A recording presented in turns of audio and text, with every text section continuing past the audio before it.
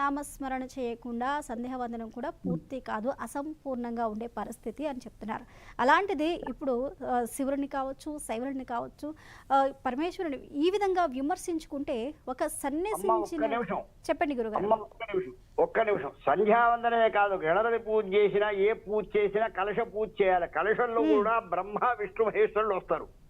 ఇదే కాదు, మన ఇంట్లో మన తండ్రో మన తల్లో మన వాళ్ళు ఎవరో జరిగిపోతే కూడా అంత్యేష్టి అంటారు. అంటే దాన్నే పితృయజ్ఞము అంటారు, దాన్నే అపరం అని కూడా అంటారు. దానిలో కూడా రుద్రగణం అనేటువంటిది కూడా ఉన్నది. వసుగణ రుద్రగణ వృషోత్సజ్జన అవశిష్ట బ్రాహ్మణం అని చెప్పేసి ఈ 11వ రోజు చేసే కర్మలు కూడా రుద్రగణం మొత్తం వస్తది అనే దానిలో ఉన్నది. ఇక్కడ కూడా రుద్రుడు లేకుండా కర్మ పూర్తయింది అనేటువంటిది ఎక్కడా లేదు. కాబట్టి జయాదులు ఉన్నాయి. బ్రాహ్మణికైనా వైష్ణవుడికైనా ఎవరికైనా ఈ షణ్మతాల అందరికీ కూడా జయాదులు అని వస్తాయి. ఎల్లైన హోమంలో అందులో కూడా రుద్రుడు వస్తాడు. ఆ రుద్రుడు చెప్పకపోతే జయాదులు పూర్తి ఎలా అవుతాయి? ఇవన్నీ కూడా దృష్టిలో పెట్టుకొని మాట్లాడితే బాగుంటుంది. చిన్నజీవి స్వామికి తెలియదు అనేది కూడా లేదు. కాకపోతే ఏమిటి అంటే వారికి ఒక ప్రత్యేకమైన శివుడి మీద వీళ్ళ మీద ద్వేషం చేత మాట్లాడుతున్నారు కానీ వారికి తెలియదు అనేది మాత్రం తప్పు. ఓకే, సత్యనారాయణ శర్మ గారు ఒక్క నిమిషం హోల్డ్లో ఉండండి. ఎంబి శర్మ గారు అమ్మా, ఒక విషయం తెలుసుకోవాలి మనము. చెప్పండి. జియర్ స్వామి తోటనే సమస్యలు ఉత్పన్నం అవుతున్నాయి కానీ ఇతరుల చేత జియర్ స్వామికి సమస్యలు ఉత్పన్నం అవుతలేదు. అందరం కామ్గానే ఉన్నాం, ఎవరి తత్వాలలో వాళ్ళు పోతున్నాం. ఈయననే ఒక కొత్త తత్వాన్ని, అసలు ఈయన ఆధ్యాత్మిక విషయంలో ఆయన ప్రైమరీ ఎడ్యుకేషన్ కూడా కంప్లీట్ కాలేదు జియర్ స్వామిది, నాకు అట్లా అనిపిస్తున్నది. ఆయన ఏం మాట్లాడతాడంటే ఈ ప్రపంచం అంతా కూడా విష్ణుమయమైంది, శంఖ చక్ర గదాచక్ర, ఎక్కడో దగ్గర ముచ్చింతలనో లేకపోతే ఇంకెక్కడో దగ్గర ఆయన ఉన్నాడు, అందరం ఆయన దగ్గర. అది రూపతత్వం కాదమ్మా, శివతత్వము, విష్ణుతత్వము, బ్రహ్మతత్వాలు. ఈ తత్వాలతోటి ప్రపంచాన్ని, ఆయనకు ఆస్ట్రానమీ తెలియదు, ఆస్ట్రాలజీ తెలియదు, ఎవడు లేడంటాడు. ఇదేమన్నా ఉందా? ఆయన స్వామివారు చెప్పినాడు, ఎత్తు కాషాయ దండ మాత్రేణ ఎత్తు పూజన సంశయ. ఆ కాషాయ దండ మాత్రానికే నమస్కారం చేస్తున్నాం తప్ప, దాన్నే గౌరవిస్తున్నాం తప్ప ఆయన వ్యక్తిత్వానికి కాదు. ఆయన ఎంత, ఆయన కథ ఎంత. అయితే నా ధోరణిలో నేను చెప్పేది ఏంటంటే ఆయన ఆచారం బాగాలేదేమో అనిపిస్తున్నది.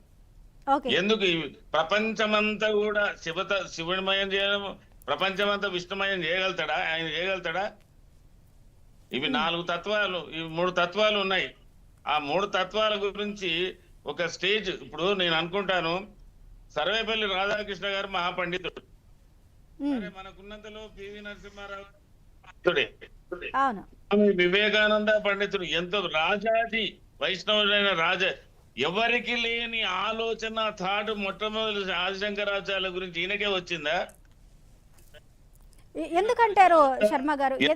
మొట్టమొదటిసారి మీరు అన్నట్లు ఎవరికి లేని తప్పు ఆయన విషయంలో మనం సమర్థించడం తప్పు.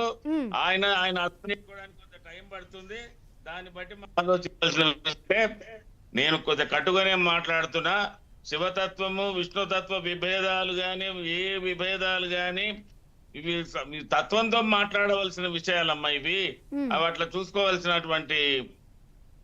కాబట్టి మనం గమనించవలసింది ఏంటంటే, ఆయన్నే ఒక రోజు ఎన్నడో కొంత అర్థం చేసుకుంటాడు, కానీ నాకు తెలిసినంత వరకు ఆయన ఇప్పట్లో మారడు.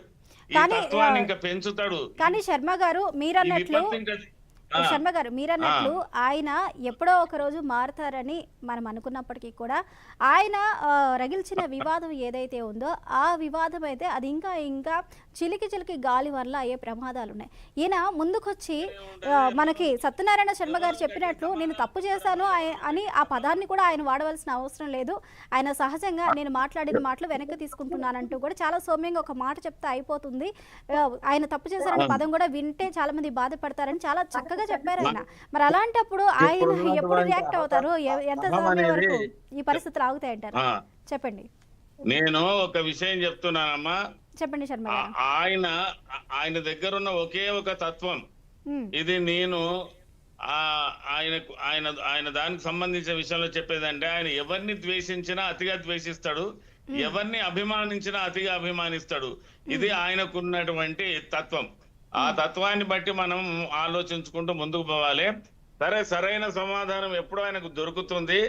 ఆయన యొక్క అహంకారము, ఆ వైష్ణవ తత్వ అహంకారం ఏ వైష్ణవునికి లేదమ్మా.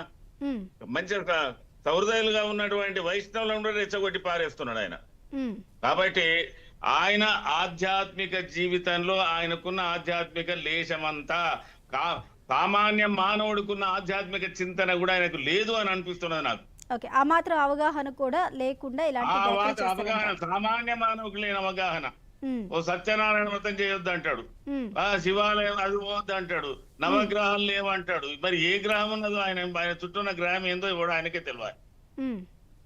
నేను కొద్దిగా కఠినంగా మాట్లాడుతున్నా, మీరేమనుకోకండి. అది మీ అభిప్రాయాన్ని తెలియజేయండి. ఆ తత్వాన్ని విమర్శించే బాధ నాకు బాధ కలిగి మాట్లాడుతున్నా. అవును ఆయన సార్.